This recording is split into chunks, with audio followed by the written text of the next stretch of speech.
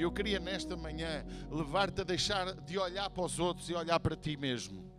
Deixares de procurar a perfeição nos outros e procura a perfeição em ti próprio. Amém? E este artigo não é meu, diz que é desconhecido da net. Encontrei-o através da página do Júnior, do nosso irmão pastor Júnior aqui, presente também, e diz assim: estou procurando uma igreja para congregar. É uma pergunta, alguém escreveu assim. Então resolvi pedir conselho ao apóstolo Paulo, lá do século I, para saber a qual eu devo escolher, qual a igreja que eu devo escolher. Agora ouça com muita atenção que eu vou ler sem interrupção. Alô, é o apóstolo Paulo? Sim, é ele. A paz do Senhor Jesus. Amém, irmão. Desculpe o incómodo, mas preciso muito da sua ajuda. É que anda decepcionado com a igreja ao qual pertenço e estou procurando outra para congregar. Estou pensando em congregar em Corinto. O que o Senhor me diz? O que acha? Olha, a igreja de Coríntios é boa, mas tem grupinhos, tem inveja, tem contendas, tem brigas que vão parar nos tribunais de justiça, tem até alguns fornicadores. E a igreja de Éfeso é uma igreja alicerçada na palavra, mas ultimamente tem muita gente sem amor. E a Tessalónica é boa também, mas tem alguns desordeiros, desordenados que não gostam de trabalhar.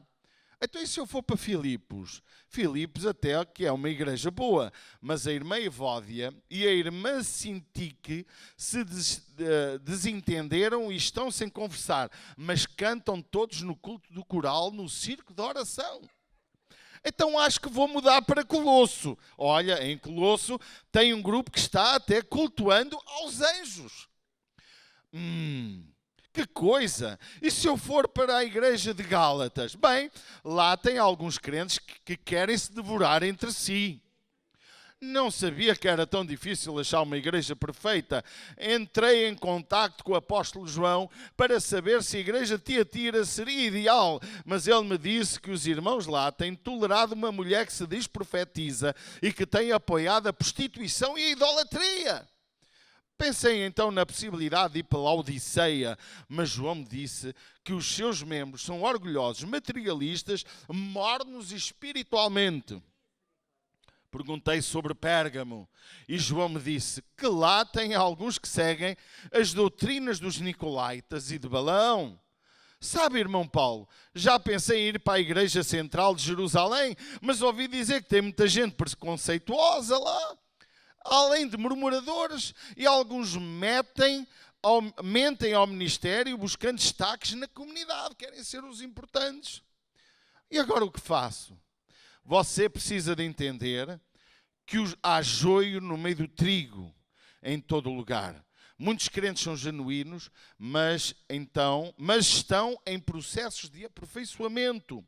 Alguns mais maduros e outros ainda imaturos.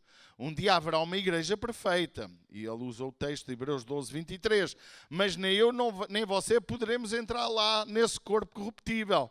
Portanto, meu conselho é que você se coloque à disposição de Deus para se tornar um membro saudável na edificação do corpo de Cristo, para a salvação de muitos, para a glória de Deus.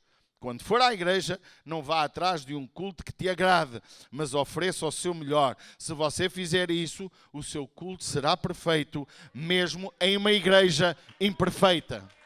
Amém? E é isto.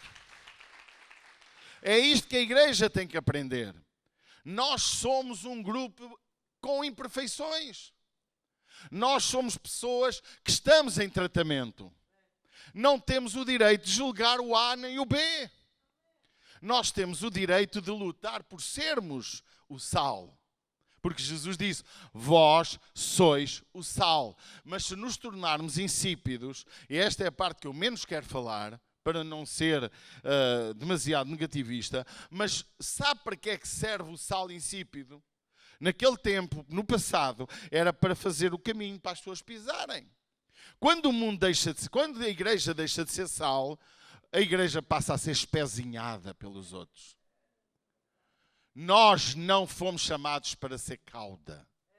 Nós não fomos chamados para espezinhar, ser espezinhados, mas para espezinhar. Amém? Nós fomos chamados para caminhar sobre as águas. Nós fomos chamados para influenciar e não para ser influenciados. A igreja não é um lugar para ser influenciada. A igreja é para influenciar o lugar onde está. A ICIR no Conselho de Orem, ela tem o dever e a obrigação de pregar o Evangelho, de tocar as vidas, transformar quem está ao nosso lado.